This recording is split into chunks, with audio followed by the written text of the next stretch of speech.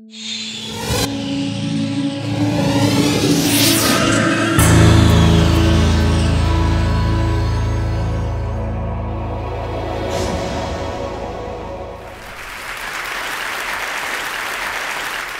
Ellen, and I am totally obsessed with food. But I didn't start out obsessed with food. I started out obsessed with global security policy because I lived in New York during 9/11, and it was obviously a very relevant thing. And I got from global security policy to food because I realized when I'm hungry, I'm really pissed off. And I'm assuming that the rest of the world is too. Especially if you're hungry and your kids are hungry and your neighbor's kids are hungry and your whole neighborhood is hungry, you're pretty angry. And actually, lo and behold, it looks pretty much like the areas of the world that are hungry are also the areas of the world that are pretty insecure. So I took a job at the United Nations World Food Program as a way to try to address these security issues through food security issues. And while I was there, I came across what I think is the most brilliant of their programs. It's called school feeding. And it's a really simple idea to sort of get in the middle of the cycle of poverty and hunger that continues for a lot of people around the world and stop it. By giving kids a free school meal, it gets them into school, which is obviously education, the first step out of poverty, but it also gives them the micronutrients and the macronutrients they need to really develop both mentally and physically.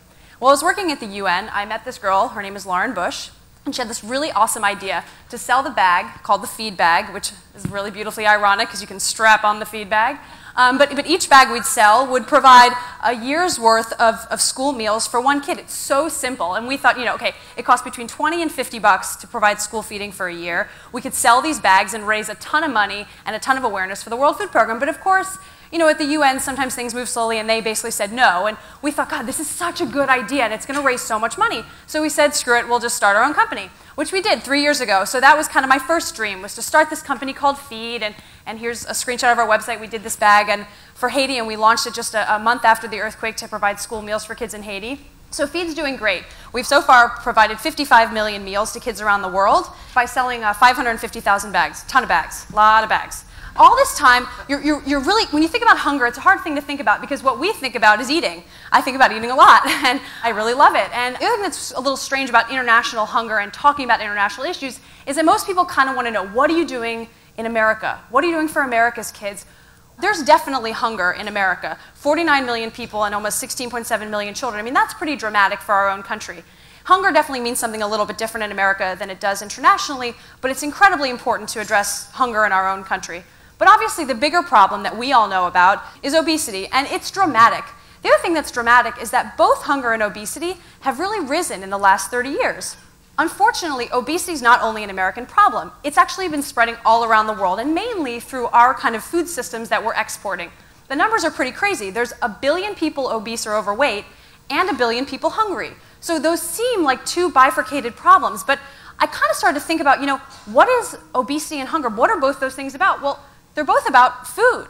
And when you think about food, the underpinning of food in both cases is potentially problematic agriculture. And, agriculture is where food comes from. Well, agriculture in America is very interesting. It's very consolidated, and the foods that are produced lead to the foods that we eat. Well, the foods that are produced are more or less corn, soy, and wheat. And as you can see, that's 3/4 of the food that we're eating for the most part, processed foods and fast foods.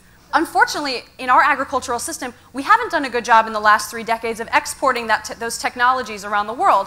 So African agriculture, which is the place of most hunger in the world, has actually fallen precipitously as hunger has risen. So somehow we're not making the connect between exporting a good agricultural system that'll help feed people all around the world. Who is farming? I mean, that's what I was wondering. And so I went and stood on a big grain bin out in the Midwest. And that really didn't help me understand farming, but I think it's a really cool picture. The reality is that between farmers in America who actually, quite frankly, when I spend time in the Midwest, are pretty large in general, and their farms are also large. But farmers in the rest of the world are actually quite skinny, and that's because they're starving. Most hungry people in the world are subsistence farmers, and most of those people are women, which is a totally other topic that I won't get on right now, but I'd love to do the feminist thing at some point. I think it's really interesting to look at agriculture from these two sides. There's this large consolidated farming that's led to what we eat in America, and it's really been since around 1980, after the oil crisis, when mass consolidation, mass exodus of small farmers in this country, and then in the same time period, we've kind of left Africa's farmers to do their own thing. Unfortunately, what is farmed ends up as what we eat, and in America, a lot of what we eat has led to obesity and has led to a real change in sort of what our diet is in the last 30 years. It's crazy. A fifth of kids under 2 drink soda. Hello, you don't put soda in bottles. But people do because it's so cheap.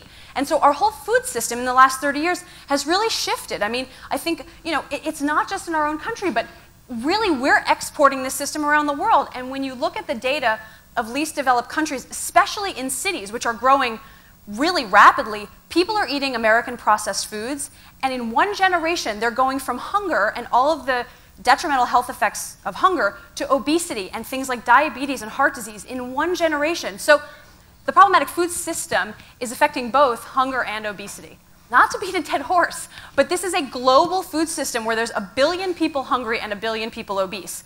I think that's the only way to look at it. And instead of taking these two things as bifurcated problems that are very separate, it's really important to look at them as one system. We get a lot of our food from all around the world, and people from all around the world are importing our food system. So it's incredibly relevant to start a new way of looking at it.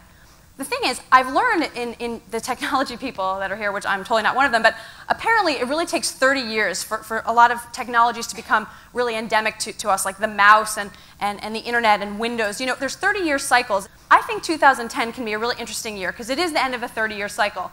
And it's the birthday of the global food system. So that's the first birthday I want to talk about.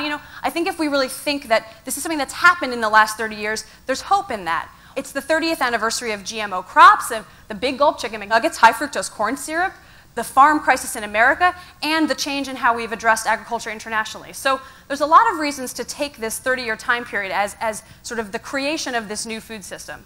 I'm not the only one who's obsessed with this whole 30-year thing. The icons like Michael Pollan and Jamie Oliver in his TED Prize Wish both addressed this last 3-decade time period as incredibly relevant for food system change. Well, I really care about 1980 because it's also the 30th anniversary of me this year. And so in my lifetime, a lot of what's happened in the world, and being a person obsessed with food, a lot of this has really changed. So my second dream is that I think we can look to the next 30 years as a time to change the food system again. And we know it's happened in the past, so if we start now and we look at technologies and improvements to the food system long term, we might be able to recreate the food system so when I give my next talk and I'm 60 years old, I'll be able to say that it's been a success. So I'm announcing today the start of a new organization or a new fund within the Feed Foundation called the 30 Project. And the 30 Project is really focused on these long-term ideas for food system change. And I think by aligning international advocates that are addressing hunger and domestic advocates that are addressing obesity, we might actually look for long-term solutions that will make the food system better for everyone. We all tend to think that these systems are quite different, and people argue whether or not organic can feed the world. But if we take a 30-year view, there's more hope in collaborative ideas. So I'm hoping that by connecting really disparate organizations like the One Campaign and Slow Food, which don't seem right now to have much in common, we can talk about holistic, long-term, systemic solutions that will improve food for everyone. Some ideas I've had is look, the reality is kids in the South Bronx need apples and carrots, and so do kids in Botswana. And how are we going to get those kids those nutritious foods? Another thing that's become incredibly global is production of meat and fish. Understanding how to produce protein in a way that's healthy for the environment and healthy for people will be incredibly important to address things like climate change and how we use petrochemical fertilizers. And these are really relevant topics that are long-term and important for both people in Africa who are small farmers and people in America who are farmers and eaters. And I also think that thinking about processed foods in a new way, where we actually price the negative externalities like petrochemicals and like fertilizer runoff into the price of a bag of chips, well, if that bag of chips then becomes sort of inherently more expensive than an apple, then maybe it's a time for a different sense of personal responsibility in food choice, because the choices are actually choices instead of 3/4 of the products being made just from corn, soy, and wheat. The 30project.org is launched, and I've gathered a coalition of a few organizations to start, and it'll be growing over the next few months. But I really hope that you will all think of ways that you can look long-term at things like the food system and make change.